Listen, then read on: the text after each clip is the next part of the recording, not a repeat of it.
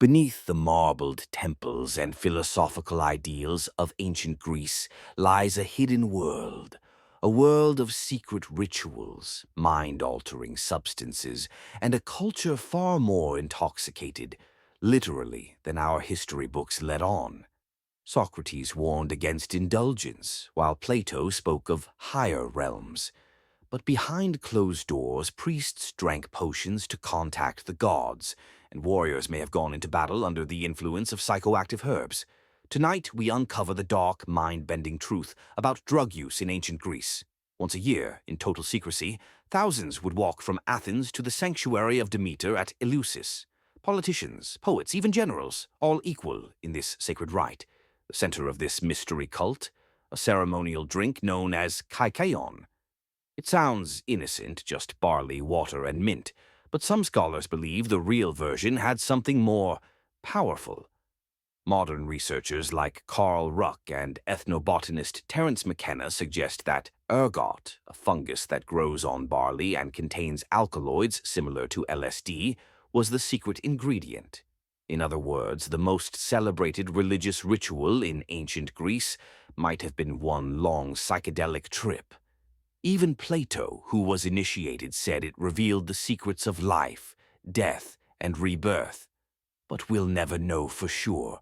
Participants were sworn to silence under penalty of death.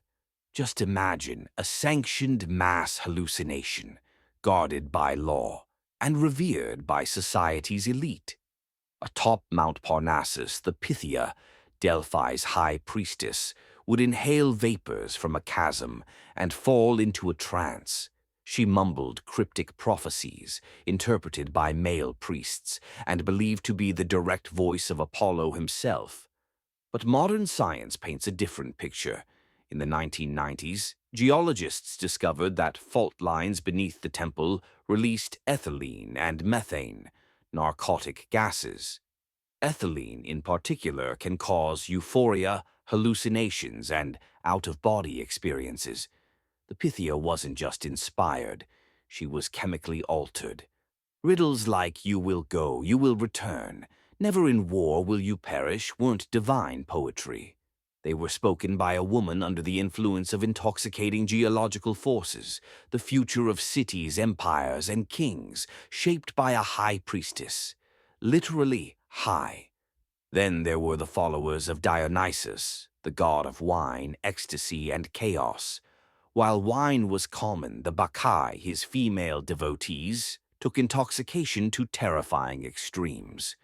Armed with thyrsus wands and dressed in animal skins, they fled to the mountains, danced into frenzies, and claimed communion with the god himself. Ancient texts say they could tear animals limb from limb with their bare hands, sometimes even humans.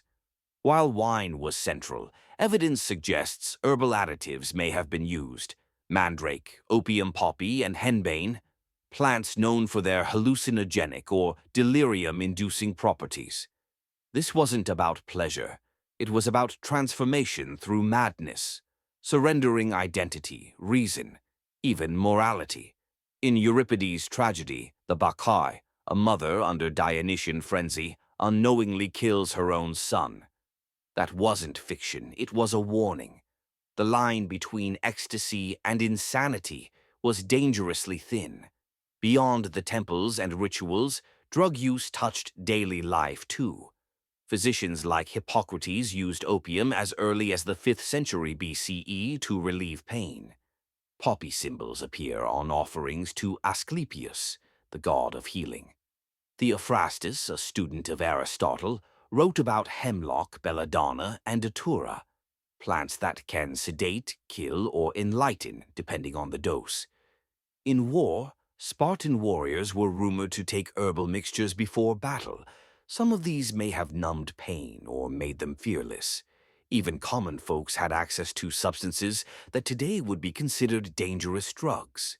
But without regulation or modern science, trial and error often led to tragedy.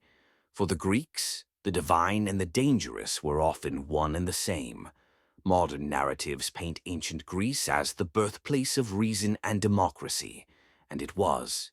But beneath the surface was a world where God spoke through gas, where knowledge came in visions, and where madness was a doorway to truth.